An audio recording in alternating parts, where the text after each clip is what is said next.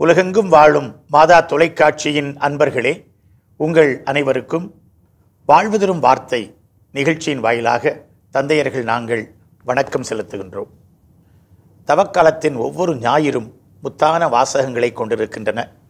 இந்த 2ஆம் வாரத்தில் நம் ஆண்டவர் இயேசுனுடைய உருமாற்ற நிகழ்ச்சி நமக்கு தரப்படுகிறது. மத்தேயு, மார்க்கு, லூக்கா ஆகிய 3 ஒத்தமைவு நற்செய்தி நூல்களிலும் இந்த இயேசுனுடைய உருமாற்றம் சொல்லப்பட்டிருக்கிறது. தாபோர் மலை அனுபவம் என்று நாம் இதனை சொல்லுகின்றோம். ஆனால் நற்செய்தி நூல்களிலே ஓர் உயர்ந்த மலை என்று மட்டுமே குறிப்பிடப்பட்டிருக்கிறது. கலிலேயாவுக்கு அருகாமையில் ஒரு உயர்ந்த மலை என்றால் அது நிச்சயமாக இந்த தாபோர் மலையாகத்தான் இருந்திருக்கக்கூடும் என்கிற மரபின் நம்பிக்கையிலே இதை தாபோர் மலை அனுபவம் என்று நாம் குறிப்பிடுகின்றோம். இல்லை என்றால் எர்மோன் மலை, அது வடக்கே ரொம்ப தொலைதூரத்தில் இருக்கிறது. அங்கேயும் கூட ஆண்டவர் ஒருவேளை உருமாற்றம் அடைந்திருக்கலாம் என்று அங்கே சில மரபுகளும் சில திருப்பயண அனுபவங்களும் பதிவுகள் நமக்கு சொல்லித் தருகின்றன. ஆனால் ஒரு உயர்ந்த மலையில் இயேசு உருமாறுகிறார். அதுதான் மிக முக்கியமானது. மத்தேயு, மார்க்கு நற்செய்தியாளர்களை விட லூக்கா நற்செய்தியாளர் இன்றைக்கு எத்தனை வாசிக்க கேட்கிறோம். அதிலே இந்த உருமாற்றத்திற்கான ஒரு நோக்கத்தை அவர் குறிப்பிட்டு அதனை தொடங்குகிறார். அங்கிருந்து இதனை நான் தொடங்க விரும்புகின்றேன். இயேசு பேதுருவையும் யோவானையும் யாக்கோபையும் கூட்டிக் கொண்டு இறைவனிடம் வேண்டுவதற்காக ஒரு மலை மீது ஏறினார். ஜெபிப்பதற்காக, இறைவேண்டல் புரிவதற்காக, இரவெல்லாம் விழித்திருந்து அவர்கள் ஜெபிப்பதற்காக ஒரு மலைக்கு ஏறினார். தவக்காலம் நாம் ஜெபிப்பதற்கு நம்மை அழைக்கின்ற காலம். ஆகவே இந்த நாட்களில் இந்த இறைவார்த்தையோடு இணைந்து நாம் ஜெபிக்க வேண்டும். நம்முடைய ஜெபங்கள் எப்படி இருக்கின்றன, நாம் அதற்கு நேரம் எடுத்துக்கொள்கிறோமா என்றெல்லாம் நிறைய கேள்விகளை இந்த பகுதியானது எழுப்புகின்றது. ஒத்தமை நற்செய்திகள் 3லுமே பார்க்கும் பொழுது இந்த நிகழ்வு ஒரு மைய நிகழ்வு, இயேசுடைய வாழ்வினுடைய ஒரு மைய நிகழ்வு. ஏறக்குறைய நீங்கள் அளவு ரீதியாக பார்த்திருந்தால் கூட நற்செய்தியுடைய ஏறக்குறைய மையத்திலே 3 நற்செய்தியிலும் இந்த நிகழ்வு நடப்பதை பார்க்கின்றோம். இதற்கு முன் ஒரு ஏறுமுகம், இதற்கு பின் ஒரு இறங்கு முகம் நாம் பார்க்க முடிகிறது. இதுவரை இயேசு பிரபலமாகிறார், புதுமைகள், மக்கள் கூட்டம் அவருக்கு பின்னால் இதெல்லாம் நடக்கிறது. இதற்கு பின்னால் இயேசு சிலுவையை நோக்கி அந்த இறங்கு முகம், அதற்கு அவரும் சீடர்களும் தயார் செய்யப்படுவதை பார்க்கின்றோம். இந்த சூழ்நிலையிலே ஜெபிப்பதற்காக இயேசு இந்த மலை மீது ஏறுகின்றார். லூக்காவுக்கே உரிய பாணி, இயேசு ஜெபிப்பது, ஜெபத்திற்கு முக்கியத்துவம் கொடுப்பது. உதாரணமாக திருத்தூதர்களை தேர்ந்து கொள்ளும் பொழுது ஜெபிக்கின்றார்.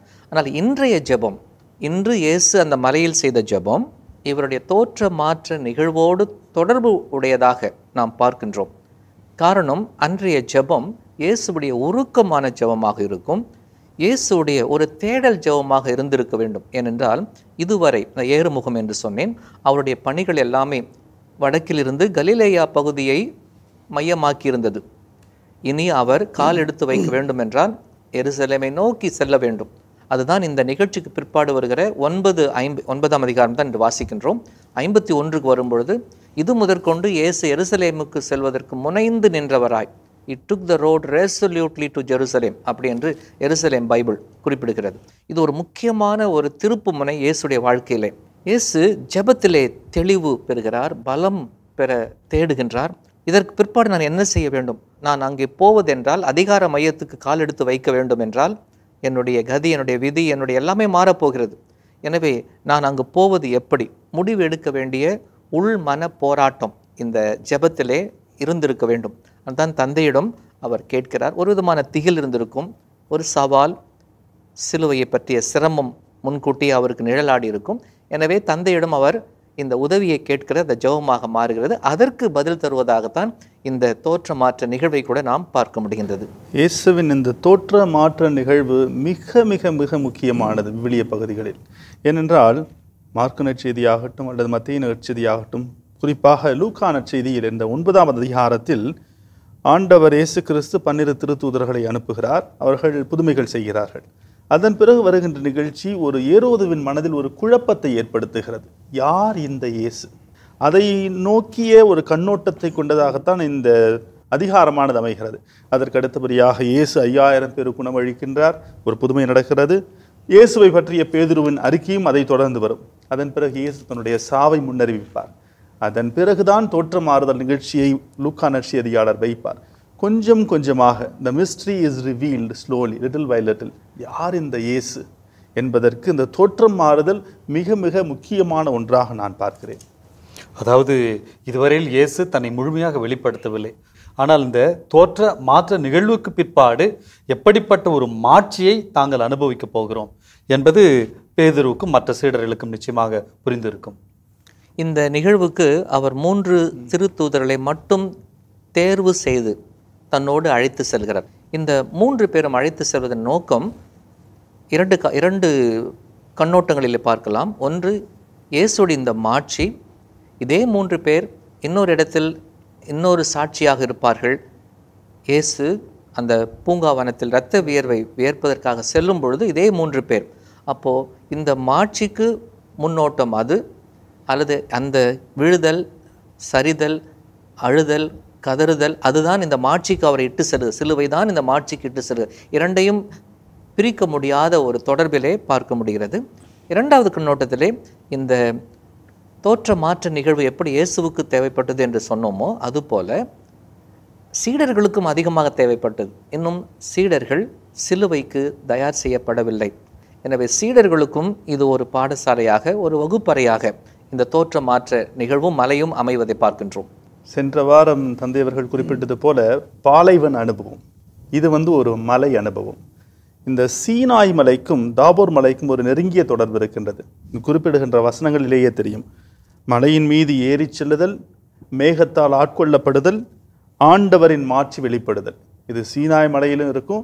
அதே போல இங்கு இருக்கின்ற தாபோர் மலையிலும் இயேசு உருமாறுகின்ற தோட்டத்தில் இருக்கும். இதை வைத்து லூக்கா நற்செய்தியாளர் இயேசுவை ஒரு புதிய மோசேவாக சித்தரிக்கின்றார்.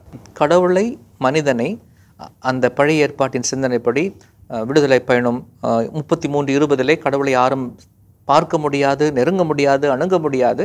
ஆனால் அந்த கடவுளுக்கும் மனிதனுக்கும் இடைப்பட்ட ஒரு நிலைதான் இந்த மேகமாக பார்க்கணும். ஏன்னா மேகம் வருகின்ற இடமெல்லாம் இறைவனுடைய பிரசன்னம் இருப்பதை பார்க்கின்றோம். நீங்கள் அருமையாக குறிப்பிட்ட அந்த சீனாய் மலையிலும் மோசே தன் முகத்தை மூடிக்கொள்கிறார், முகத்தை அங்கு மாற்றுகிறார். இங்கும் அதே மாதிரி இயேசு தன்னுடைய முக மாற்றத்தை வெளிப்படுத்துகிறார். அவர் முகம் மாறுகின்றது. ஆண்டவர் அந்த பாலைவனத்திலே அவர்களை 40 ஆண்டு நடக்கும்போது பகலிலே மேகத்தூணாக, இரவிலே நெருப்புத்தூணாக இருந்து அவர்களை வழிநடத்தினார். எனவே மேகம் என்பது அந்த இறை பிரசன்னத்தின் ஒரு அனுபவமாக இருக்கிறது. எப்படி மோசே அந்த இஸ்ரேல் மக்களை எகிப்திலிருந்து மீட்டு கொண்டு வந்தாரோ அதே போல புதிய மோசே இயேசு கிறிஸ்து அந்த மக்களை பாவத்திலிருந்து மீட்பார். விடுதலையின் தந்தை என்று அழைக்கப்படுகின்ற மோசே, அதே நேரத்திலே இறைவாக்கினரின் தந்தை என்று அழைக்கப்படுகின்ற எலியா, இவர்கள் இருவரும் அந்த உருமாற்றத்திற்கு சாட்சி பகர்கிறார்கள். எலியாவும் மோசேவும் கடவுளை மக்களுக்கு அறிமுகம் செய்து வைத்தவர்கள். எனவே இந்த ஒரு சூழலிலும் கூட இந்த சீடர்களுக்கு இவர்தான் ஆண்டவர் என்பதை அறிமுகம் செய்து வைக்கிறவர்களாக இருக்கிறார்கள். 2 பேருமே இந்த ஓரேபு மலையோடு தொடர்புடையவர்கள். ஓரேபு மலையிலே, ஏன்னா மோசேயுடைய அழைப்பு அது, அதே போல இறைவாக்கினர் எலியாவும் ஆண்டவருடைய அற்புதமான உணவை உட்கொண்ட பிற்பாடு 40 நாள் 40 இரவும் நடந்து ஓரேபு மலையை நோக்கி செல்கிறார். அந்த ஓரேபு மலையில் சந்தித்தவர்கள் அல்லது ஓரேபு மலையை சந்தித்தவர்கள் இருவரும். எனவே அவர்கள் இருவரும் இயேசுவை இந்த மலையிலே சந்திக்கின்றார்கள். சட்டத்தையும் இறைவாக்கினர்களும் பிரதிபலிக்கிறார்கள் இவர் இருவர். லூக்கா நற்செய்தியாளர் இங்கே குறிப்பிடுகின்றார், மோசே எலியா என்னும் இருவர் அவரோடு பேசிக் கொண்டிருந்தனர். மாட்சியுடன் தோன்றிய அவர்கள் எருசலேமில் நிறைவேறவிருந்த அவருடைய இறப்பை பற்றி பேசிக் கொண்டிருந்தார்கள். ஏன் பேசுகிறாங்க அப்படின்னாக்கா, ஒரு விதத்தில் இயேசுவை அவர்கள் உற்சாகப்படுத்துகிறார்கள். தந்தையுடைய ஏற்பாடு, இந்த ஹோல் ட்ராமா, இதனுடைய டைரக்டர் யாருனாக்கா தந்தை கடவுள் தான். அதை பின்னாடி இன்னும் தெளிவாக பார்க்க போகிறோம். அவர் இவர்களை அனுப்பி இயேசுவுக்கு உற்சாகம் தருகிறார்கள். இதுவரை நடந்ததெல்லாம் உம்மை நோக்கி தான், உம்மால் தான் நிறைவு பெற வேண்டும் என்று பழைய ஏற்பாட்டினுடைய பிரதிநிதிகள் இருவரையும் அனுப்பி இயேசுவை இந்த பாஸ்காவுக்கு, இந்த எக்ஸோடோஸ், அந்த கடத்தலுக்கு தந்தை கடவுள் தயார் செய்வதை நாம் பார்க்கின்றோம். இப்போ 3 பேர் இயேசு, எலியா, மோசே. அருமையான ஒரு நம்ம சில நேரங்களில் அந்த கற்பனை செய்து பார்க்க வேண்டும். அந்த மலையில் எப்படி இருந்திருக்கும்? இந்த 3 பேர் பிரம்மாண்டமாக இந்த வெளிச்சம் மாட்சியோடு இருக்கிறார்கள். இந்த சைடு 3 பேர் அப்படியே வேடிக்கை பார்த்துட்டு இருக்கிறாங்க. பேதுரு, யாக்கோபு, யோவான் இவர்கள் பார்த்துட்டு இருக்கிறாங்க. அப்ப பேதுரு சொல்லுகின்ற வார்த்தை, வேடிக்கை மட்டும் பார்க்கல, அவங்க நம்மளை போல தூங்கிட்டு இருக்காங்க. அதுதான் வேடிக்கை. அவர்கள் தூக்க கலக்கத்தில் இருந்தார்கள். ஜெபத்தில் அதுதான் பேரின்பம். அந்த இறைவனோடு ஒன்றித்தல், அவரோடு அப்படியே கலந்து ஒன்றரை கலந்து காண்டம்ப்ளேஷன் சொல்றாங்க, ஆராதித்தல், ஒன்றரை கலந்து ஆராதித்தல். அவருக்கு அந்த 3 பேரை பார்த்தோன்னு என்ன சொல்றேன்னு, ஆண்டவரே 3 கூடாரங்கள் உமக்கொன்றும் மோசேக்கொன்றும் எலியாவுக்கொன்றும். இப்போ இவங்க 3 பேர் என்ன வெளிவாப்படுத்துக்குவாங்க? ஆக இந்த மாதிரி சின்ன சின்ன கேள்விகள்லாம் நமக்கு எழுகிறது. எதற்காக 3 கூடாரங்கள் அமைக்கலாம் என்று சொன்னார்னா, ஒருவேளை ஆண்டவத்தினுடைய பாடுகளை முன்னறிவிச்சிருக்கிறாரு, அதிலிருந்து காப்பாற்றுவதற்காக சொல்லியிருக்கலாமா தெரியல. அல்லது விருந்தோம்பல் பண்பு அது இப்ப குறித்து சொன்னாரா? அல்லது ஏதேனும் விரைவாக அந்த நேரத்தில் அந்த 3 பேரும் பேசிட்டு இருந்தாங்க, இறப்பை குறித்து பேசிட்டு இருந்தாங்க. இவருக்கு எந்த டயலாகும் இல்லை. அதனால இவர் பூந்து, ஆண்டவரே ஏதாவது செய்யலாம், ஏதாவது செய்யணும்னு ஆசைப்பட்டாரா என்று தெரியவில்லை. பேதுரு ஏன் 3 கூடாரம் மட்டும் போட சொன்னார் அப்படின்னு பார்த்தீங்கன்னா, எலியாவுக்கும் மோசேக்கும் ஒரு கூடாரம், இயேசுக்கு ஒரு கூடாரம். இயேசுவின் கூடாரத்தில் எனக்கு எப்பயுமே ஒரு பங்கு இருக்கிறது. பேதுரு ஏன் ஒரு கூடாரம் இந்த நேரத்தில் அதை பற்றி பேசுகிறாரு அப்படின்னாக்கா, ஒருவேளை இந்த காட்சி, இந்த மாட்சி ரொம்ப சுகமாக இருக்குது, இதிலே நம்ம குளிர் காயலாம். ஆனால் அதற்கு முன்னாடி நடக்க வேண்டிய சிலுவை, அதை பற்றி தான் பேசிட்டு இருந்தீங்க, அதெல்லாம் வேண்டாம். அவர் இப்படி தான் பேதுரு எப்பவுமே குறுக்கிடுகிறார். எனவே அந்த சிலுவையெல்லாம் பேசுனீங்க, அது வேண்டாம், அது இல்லாமல் இது மட்டும் போதும். அதனால தான் சீடர்களுக்கு இந்த தோற்ற மாற்ற நிகழ்வு தேவைப்பட்டது என்று ஏற்கனவே குறிப்பிட்டோம். அது இந்த மாட்சியிலே நாம் இருந்து விடலாம், தொடர்ந்து விடலாம் என்று அவருடைய இந்த புரிந்து கொள்ளாமை, இன்னும் புரிந்து கொள்ளுகிற நிலைக்கு வராமை நமக்கு இந்த நேரத்தில் தெளிவுபடுத்தப்படுகிறது. அன்பார்ந்த மகன் இவரை, இவருக்கு செவி சாயுங்கள். இது இணை சட்டம் 18ஆம் அதிகாரம் 15வது வசனத்தில் வரும். நீ அவருக்கு செவி கொடு. இந்த செவி சாயுங்கள் அப்படின்றது அந்த மக்களுடைய உள்ளார்ந்த ஒரு ஜெபம். ஷெமா இஸ்ராயல், இஸ்ராயலே செவி கொடு. அந்த வார்த்தை ஒவ்வொரு நாளும் அவர்கள் காதுகளில் ஒலித்து கொண்டே இருக்கும். அவர்கள் பட்டைகளாக தீட்டி வைத்திருந்தார்கள் அந்த ஷெமா என்ற ஜெபத்தை. அந்த கதவு நிலை பட்டைகளை, கதவு நிலைகளிலும் அந்த ஜெபத்தை வைத்திருப்பார்கள். ஆக அந்த உள்ளத்தின் ஆழத்தில் ஊறி போன்ற ஒரு வார்த்தை ஷெமா, இஸ்ராயல், இஸ்ராயலே செவி கொடு. ஆக இந்த நேரத்தில் அந்த செயலாற்றல் எடுக்க வேண்டிய வார்த்தை. செவி கொடுன்றது சும்மா காது கொடுத்து கேட்கறது மட்டுமல்ல, அதை கேட்டு உன்னுடைய வாழ்க்கையில் நீ வாழ்ந்து காட்ட வேண்டும். அந்த வார்த்தை ரெண்டுமே, இவரின் மகன், நான் தேர்ந்து கொண்டவர் இவரே. இதை லூக்காயம் பயன்படுத்துகிறார்னா, எஸ்ஐயா 42ஆம் அதிகாரத்தின் தொடக்க வரிகளிலே இதை சொல்கிறார். இவர் என்னால் தேர்ந்து கொள்ளப்பட்டவர். எனவே இயேசு அன்று எஸ்ஐயா முன் அறிவித்த துன்புறும் ஊழியன், இவர் தேர்ந்து கொண்டவர் இவரே, அதே வார்த்தையை சொல்லி இயேசுவை அடையாளப்படுத்துகிறார். என் மகன், ஆனால் துன்புறும் ஊழியனாக உலகத்திற்கு தன்னை தாரை பார்க்க போகிற மகன் என்பதை வெளிப்படுத்துகின்றார். இந்த சூழ்நிலையில்தான் இவருக்கு செவி சாயுங்கள், அதை முடிக்கும் பொழுது சொல்றார், இவருக்கு செவி சாயுங்கள். எபிரேயர் 1:1 நமக்கு தெளிவு கிடைப்பது போல, முற்காலத்தில் பலர் வழியாக பல வகைகளில் பேசிய கடவுள் நாம் வாழும் இறுதி நாட்களில் தம் மகன் வழியாக பேசுகிறார். இப்போ அவருக்கு செவி சாயுங்கப்பா, அப்போ நிறைய தெளிவுகள் கிடைக்கும். இயேசுவினுடைய திருமுழுக்கிலும் வானம் திறந்தது, விண்ணக தந்தை அப்பொழுதும் பேசினார். ஆனால் அவங்க பேசினதுக்கும் இங்கே பேசினதுக்கும் வித்தியாசம் இருக்குது. அங்கே அவர் பேசுகிற பொழுது இவரில் நான் பூரிப்படைகிறேன் அப்படின்னு சொல்லுவார். இங்கே அவர் சொல்லுவார், இவர் குரலுக்கு நீங்கள் செவிசாயுங்கள். அதான் தந்தையர்கள் அழகாக சொன்னார்கள். அவர் சிலுவையை பற்றி உங்களுக்கு ஒரு முறைக்கு 3 முறை வெளிப்படுத்தி இருக்கிறார். தன் சீடன் எனப்படுகிறவன் சிலுவையை சுமக்கிறவன் தான் சீடன். ஆகவே நீங்கள் அவருக்கு செவிசாயுங்கள். இந்த தாபோர் மலை அனுபவம் அது முழுமை அடைய வேண்டும் என்றால் கல்வாரி மலையை உற்று நோக்க வேண்டும். அதனுடைய முழுமை கல்வாரி மலையில் தான் இருக்கிறது. அதை உணர்த்துகின்ற அருமையான வார்த்தை தான். எல்லாம் முடிஞ்ச பிற்பாடு இயேசு தான் அங்கே மையம். இந்த நிகழ்ச்சி ஒரு நிகழ்ச்சி தான், ஆனால் நடக்க போவது சிலுவை. அதன் பிறகு வரப்போகிற மாட்சியுடைய முன்சுவை தான் இது. அதை இயேசுவை மட்டும் அங்கே காட்டுவது மிக மிக அருமையாக. இப்பொழுது நம்முடைய எல்லா கவனம் தவ காலத்தில் இருக்கின்ற நமக்கும் அந்த சீடர்களுக்கும் இருக்க வேண்டிய கவனம் முழுக்க முழுக்க இயேசு, அவருடைய சிலுவைக்கு ஒரு புதிய அர்த்தம் கிடைத்திருக்கிறது. இந்த சிலுவையின் இழிவும் மாட்சிமிகு தெய்வீகமும் முரண்படாது, ரெண்டும் ஒன்றாக இணைந்து போக போவதை அவர் தெளிவுபடுத்துகின்றார். இன்றைய முதலாம் வாசகம் தொடக்க நூலில் 15ஆம் அதிகாரத்திலிருந்து எடுத்தாளப்படுகிறது. அதில் கடவுள் மீண்டும் ஆபிரகாமுக்கு வாக்குறுதி தருகிறார். கடவுள் சொன்னதை செய்கிறவர், செய்வதையே சொல்லுகிறவர். அதை ஆபிரகாமுக்கு அவர் மீண்டும் நினைப்பூட்டுகிறார். தொடக்க நூலுடைய முதல் 11 அதிகாரத்திலே படைப்பிலிருந்து தொடங்கி மனிதருடைய பாவங்கள் ஒரு கட்டமாக நமக்கு படம் பிடித்து காட்டப்படுகின்றன. இப்படி ஒன்றின் பின் ஒன்றாக பாவம் மலிந்து அழிவை அவர்கள் சம்பாதித்துக் கொள்கிறார்கள். இந்த சூழ்நிலையில்தான் இப்படியே உலகம் போக முடியுமா, இப்படியே வரலாறு நகர முடியுமா என்றால் இல்லை. ஒரு புதிய வரலாறு தேவைப்படுகிறது. அது மீட்பின் வரலாறாக இருக்க வேண்டும். அந்த மீட்பின் வரலாற்றை இந்த 12ஆம் அதிகாரத்தில் தொடங்கிய ஆசிரியர் திட்டமான வரலாற்று சமூக நிகழ்வை வைத்து இது ஒரு உடன்படிக்கையின் வரலாறு. It's a history of covenant. கடவுள் மனிதனோடு செய்து கொண்ட உறவு ஒப்பந்தம் உடன்படிக்கையினுடைய ஒரு வரலாற்றை தொடங்குகின்றோம். இந்த பாவமே கடைசி வரை ஆட்சி செய்ய முடியாது, மனித பலவீனமே கடைசி வரை விளையாட முடியாது. கடவுள் குறுக்கிடுகிறார். அந்த காட்ஸ் இன்டர்வென்ஷன் என்று சொல்கிறோமே, அது ஒரு புதிய வரலாறாக பார்த்து மகிழ்கிறோம். அதுதான் இன்றைய முதல் வாசகமாக இருக்கிறது. கடவுள் ஒன்றை வெளிப்படுத்துகிற பொழுது அவர் ஒரு அடையாளத்தை கொடுப்பார். இப்போ அன்னை மரியாளுக்கு உனக்கு வயிற்றில் தூய ஆவியால் குழந்தை உண்டாகுன்னு சொல்லுகிற பொழுது, பார் எலிசபெத் அம்மா வயசானவங்க, அவங்களுக்கு குழந்தை உண்டாயிருக்குன்னு சொல்லி. இப்போ இது நடக்கவே முடியாத, நம்பவே முடியாத ஒரு நிகழ்வு. இதை நம்பும்படியாக அந்த அடையாளம் நமக்கு சுட்டி காட்டுகிறது. அந்த அடையாளம் சரி அப்படின்னா கடவுள் சொன்ன செய்தியும் சரி. ஏன்னா இன்னைக்கு வாசிக்கப்பட்ட முதல் வாசகத்தில் 2 வகையான வாக்குறுதிகள். ஒன்று உனக்கு வாரிசு கிடைக்கும், இந்த 1 முதல் 6 வரை உள்ள வசனங்கள். 2வது வாக்குறுதி 7லிருந்து 21 வரைக்கும் உங்களுக்கு ஒரு நிலம் கிடைக்கும். ஆமாம், அந்த ஒரு வாக்குறுதியில் அந்த 2மே எப்படின்னா ஒரு உருவகமாக ஆண்டவர் பயன்படுத்துகிறார். ஏற்கனவே 13ஆம் அதிகாரம் தொடக்க நூல் 16ஆம் வசனத்தில் பூவுலகின் மணலை போல பெருக செய்வேன் என்று சொன்ன ஆண்டவர், இன்னைக்கு வாசிக்கப்பட்ட வாசகத்தில் வானத்து விண்மீன்களை போல, அதனால மனுஷனால எண்ணியே பார்க்க முடியாத அளவுக்கு உன்னுடைய சந்ததியை பெருக செய்வேன். அந்த சமயத்துல தான் முதல்ல அந்த வாக்குறுதியை சொல்றாரு. 15ஆம் அதிகாரம் 1லிருந்து 2 வரைக்கும். அதை கேட்ட உடனே ஆபிரகாமுக்கு கேள்வி வருது. ஆண்டவர், எப்படிங்க ஆண்டவரே ஆகும்? எனக்கு வாரிசு, நீ அடிமை பிள்ளையை கொடுத்து வச்சிருக்க, அவனுடைய வாரிசா அப்படின்னு கேட்கிறப்ப திருப்பி அந்த வாக்குறுதியை சொல்றார். வேறொரு வாக்குறுதியை கூட அந்த வாக்குறுதியை தெளிவுபட வைக்கின்றார்.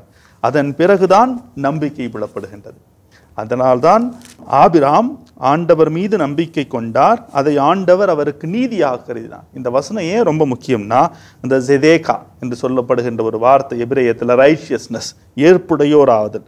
இந்த பழைய ஏற்பாட்டில் சட்டத்தினால் மட்டுமே கடவுளுக்கு ஏற்புடையவரானார்கள். அதுதான் அவங்களுடைய கருத்து. பவுலடிகளார் இந்த வசனத்தை அடிக்கடி தன்னுடைய திருமுகத்தில் குறிப்பிடுவார், மேற்கோளிட்டு காட்டுவார். ஏனெனில் சட்டம் உருவாவதற்கு முன்பே, சட்டம் மோசே காலத்துல தான், அது உருவாவதற்கு முன்பே நம்பிக்கையின் அடிப்படையில் ஆபிரகாம் கடவுளுக்கு ஏற்புடையவராக மாறினார் என்பதை உணர்த்துகின்ற ஒரு அருமையான வசனம். கடவுள் எந்த அளவுக்கு இறங்கி ஆபிரகாம் போய் கேட்கல, எதுவுமே செய்யல. ஆனால் கடவுள் மாபெரும் கடவுள், ஒன்றுமில்லாத இந்த மனிதனோடு ஒரு உடன்படிக்கை அவரே இறங்கி செய்து கொள்கிறார் என்று சொன்னால் கடவுள் இந்த உலகத்தை அன்பு செய்கிறார் என்பதை இது காட்டுகிறது. இந்த உடன்படிக்கையினுடைய விளைவாக இருக்க போகிறது, நீங்கள் அழகாக சொன்னது போல, வழிமரபு, அதாவது உறவு சமூகம், இன்னொன்று பூமி உடைமை. அப்போ உறவும் உடைமையும் தான் உடன்படிக்கையினுடைய வெளிப்பாடுகளாக, விளைவுகளாக ஆண்டவர் வாக்களிக்கின்றார். இப்போ வாக்களித்ததை நீங்கள் கேட்ட மாதிரி எனக்கு என்ன அடையாளம், இது எப்படி நடக்கும், என் வயது, என் மனைவி வயது, இதெல்லாம் பார்க்கும் பொழுது சாத்தியமா என்று கேட்டபொழுது அங்குதான் ஒரு சமுதாய சடங்கை கடவுள் காட்சிப்படுத்துகின்றார். அதை தான் நாம் பார்க்கின்றோம் அந்த மீதமுள்ள பகுதியிலே. அந்த சடங்கின்படி அன்றைய கலாச்சாரத்திலே, அன்றைய உலகிலே மக்கள் பயன்படுத்திய ஒரு சமூக சடங்கு அது. 2 பேர் உடன்படிக்கை செய்து கொள்ளும் பொழுது இருவருடைய இந்த உடன்படுதலை உறுதிப்படுத்தும் வண்ணம் சில மிருகங்களை அவர்கள் கொண்டு வெட்டி அதனுடைய இறைச்சியை 2 பாகமாக பிரித்து வைத்து இந்த உடன்படுகிற 2 பங்குதாரர்களும் அதன் மத்தியிலே நடக்க வேண்டும். இது ஒரு விதமான அச்சுறுத்தும் அல்லது சாபத்தை முன்வைக்கின்ற ஒரு உடன்படிக்கை சடங்கு. என்ன சாபம் என்றால், மகனே நீ மட்டும் சொன்னதை காப்பாற்றலை, இந்த உடன்படிக்கையிலிருந்து நீ புரண்டு போய்விட்டாய், அதில் நீ பிரமாணிக்கமாக இல்லாமல் ஆகிவிட்டாய், இப்படித்தான் உன் கதி ஆகும், வெட்டி வீழ்த்தப்படும், வெட்டி சாய்க்கப்படும், ஒன்றும் இல்லாமல் போய்விடுவாய் என்று அச்சுறுத்துகின்ற அந்த காலத்தினுடைய நாம் புரிந்து கொள்ள வேண்டும். இந்த நேரத்திலே ஆபிரகாம் நடுவில் நடந்திருப்பார், களைப்புற்றிருப்பார், தூங்கிவிட்டார். இங்கும் தூக்கம்தான், அந்த தாபோர் மலை போலவே. ஆனால் ஆண்டவர் நெருப்பாக வந்து அந்த மாமிசத்தை, இந்த கரியை அடுப்பு கறி ஆக்குகிறார், நெருப்பாக்குகின்றார், நெருப்பால் எல்லாம் தீர்த்து விடுகின்றார். அப்பொழுதுதான் ஆபிரகாம் உணர்கின்றார், கடவுள் இந்த உடன்படிக்கை சாத்தியமாய்க்கிறார். நீ கேட்டங்க, இது எப்படி முடியும் ஆண்டவர்கிட்ட கேட்டார். இதை ஒரு அடையாளமாக்கி, நான் சொன்னதை செய்பவன், அரசியல் ரீதியாக அல்ல, காட்ஸ் வேர்ட் அண்ட் டீட், அதான் நம்முடைய வெளிப்பாடு. அதுதான் word and deed always go together. நான் சொன்னேன், அதை இப்பொழுது நிறைவேற்றுவேன் என்பதற்கு இது ஒரு உறுதிப்பாடாக, உடன்படிக்கையின் உறுதிப்பாடாக அந்த நிகழ்ச்சியை காட்சிப்படுத்துவதை அழகாக இந்த வாசகத்தை நாம் கேட்டோம். அந்த உடன்படிக்கை வந்து அவ்வளவு ஒரு பவர்ஃபுல். அப்போ சாதாரண மக்களோடு செய்கின்ற உடன்படிக்கை அப்படி என்றால், ஆண்டவரோடு செய்கின்ற உடன்படிக்கைக்கு, ஆனால் இது வந்து அவர்களுக்கு சாபம் கிடையாது, ஆண்டவர் கொடுத்த வரம், ஆண்டவர் கொடுக்கின்ற அருமையான வரப்பிரசாதம். நானே யாவே இறைவன் என்பதை உணர்த்துகின்ற, ஒன்றுமே இல்லாத நிலையில் இருந்த அபிரகாமுக்கு வானத்து நட்சத்திரங்களைப் போலவும் கடற்கரை மணலைப் போலவும் சந்ததியை பெருகச் செய்கின்ற ஒரு அடையாளமாகத்தான் நாம் பார்க்கிறோம். இதில் என்ன எனக்கு படுதுன்னா, ஒருவேளை இந்த உடன்படிக்கை நான் தவற மாட்டேன், தவறிவிட்டால் தண்டனை நான் ஏற்றுக்கொள்கிறேன், உனக்கு நான் மீட்பை தருகிறேன். இந்த உடன்படிக்கையிலிருந்து நமக்கு புதிய உடன்படிக்கைக்கு, புதிய ஏற்பாட்டுக்கு இயேசுவின் பலிக்கும் சில தரவுகள் கிடைப்பதை நாம் பார்க்கின்றோம். இயேசுடைய அந்த புதிய உடன்படிக்கை சொல்லும், புதிய நிலையான உடன்படிக்கையின் ரத்தம் என்று இயேசு சொல்லும் பொழுது, அன்று ஆபிரகாமுக்கு கொடுத்த அந்த முதல் உடன்படிக்கை இயேசு கிறிஸ்துவிலே நிறைவாவதையும் நாம் இந்த உடன்படிக்கையான தான் இயேசு உடன்படிக்கையின் ரத்தத்தின் கிண்ணத்தை நமக்கு ஒவ்வொரு திருப்பலியும் கொடுப்பதாக நாம் நம்புகின்றோம்.